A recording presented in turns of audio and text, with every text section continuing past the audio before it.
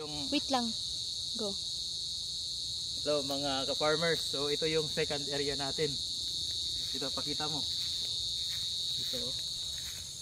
Yan. Halos mag 2 buwan pa lang sobra yan. So tingnan nyo ang gaganda ng tubo. Yan. So, second area ko to, expansion. So sabi nila hindi daw masyadong maganda pag madaming damo. Okay lang naman, tingnan nyo, ang ganda ng tubo, ang daming damo. Yan. So iniwasan ko dito yung paggamit ng herbicide. Kasi yung paggamit ng herbicide, masisira yung lupa mo, mamatay yung mga beneficial microbes. So kahit medyo ganito, okay lang. Kasi yung abono ko dito ay ipot ng manok, organic. Pero kung yung tawag doon, yung urea yung abono nyo or complete, kailangan naka-round wedge yan. Kailangan malinis yung puno para hindi kainin ng mga itong mga damo.